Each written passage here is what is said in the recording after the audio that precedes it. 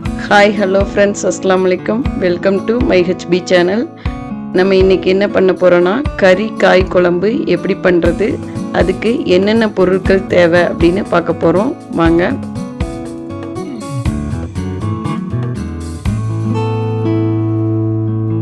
சின்ன வெங்காயம் 250 கிராம், துருவன தேங்காய் 100 கிராம், உரித்த பூண்டு 100 கிராம், இஞ்சி 10 கிராம்,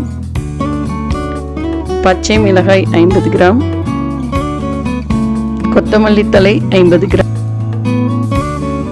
தக்காளி 350 கிராம், வாழைக்காய் 1, உருளைக்கிழங்கு 2, வரமிளகாய் தூள் 2 ஸ்பூன்,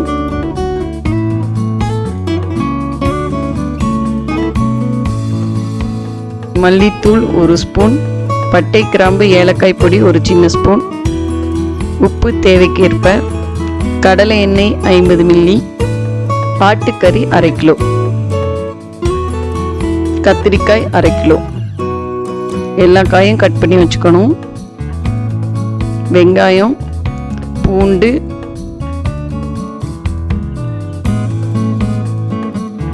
இஞ்சி மூணையும் ஒன்றா மிக்சியில் போட்டு நல்லா விழுதாக அரைச்சி வச்சுக்கணும். ஒரு பாத்திரத்தை எடுத்து அதில் கடலை எண்ணெயை ஊற்றி நம்ம அரைச்சி வச்சுருந்த சின்ன வெங்காயம், இஞ்சி, பூண்டு விழுத போட்டு பச்சை வாசனை போகிற அளவுக்கு நல்லா வதக்கி அதோட நறுக்கி வச்சுருந்த மல்லித்தலையும் போட்டு நல்லா வதக்கணும்.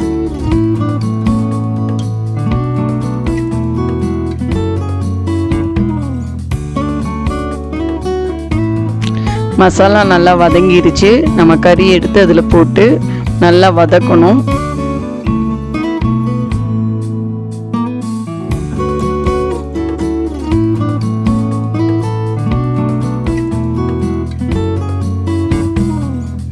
நல்லா வதங்கிட்டு இருக்கு. இந்த மசாலாவோட கறியும் நல்லா கலந்து நல்லா வெந்துட்டு இருக்கு. அடுத்ததான் நம்ம கொஞ்சம் உப்பு போடணும். அதில்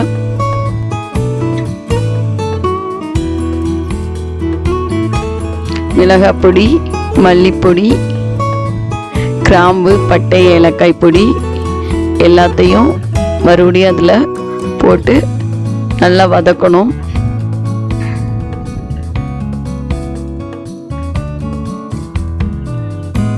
எல்லா பொடியும் சேர்த்து நல்லா வதக்கணும்.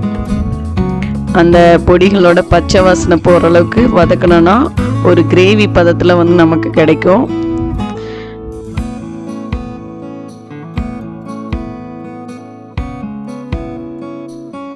அப்புறமா கரைச்சி வச்ச தக்காளி அதில் ஊற்றி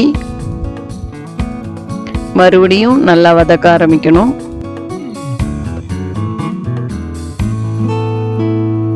கிரேவி கெட்டியாக இருக்கிறனால கொஞ்சமாக நம்ம தண்ணி அதில் சேர்த்துறோம்.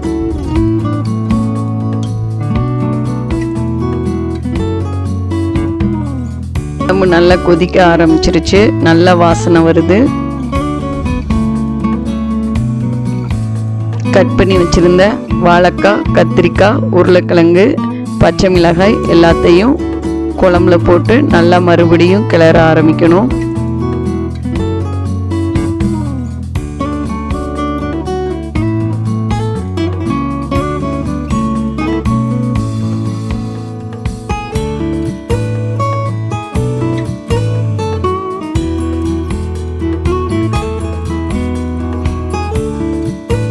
காயெல்லாம் போட்டதுக்கப்புறம் குழம்பு நல்லா வேகட்டும். நம்ம மிக்சியில் தேங்காய் அரைச்சிட்டு வந்துடலாம். மிக்சி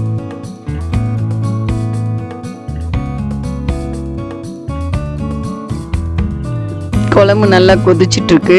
நம்ம அரைச்சி வச்சுருக்க தேங்காய் விழுத அதில் சேர்த்துறோம். அரைச்ச எல்லா தேங்காயும் அதில் சேர்த்துட்டு மறுபடியும் குழம்பு நல்லா கொதிக்க ஆரம்பிக்குது. நல்லா கிளறி விடணும். அவ்வளோதான், குழம்பு ரெடி ஆயிடுச்சு. சாப்பிட்றதுக்கு தயாராகிடுச்சு. இந்த குழம்பை நம்ம இட்லி, தோசை, புரோட்டா, சப்பாத்தி, சாப்பாடு எல்லாத்துக்குமே நம்ம ஊற்றி சாப்பிடலாம். இந்த குழம்பு எப்படி இருக்குன்னு நீங்களும் செஞ்சு பாருங்கள். இந்த சேனலை சப்ஸ்கிரைப் பண்ணுங்கள், லைக் பண்ணுங்கள், ஷேர் பண்ணுங்கள், கமெண்ட் பண்ணுங்கள். நன்றி.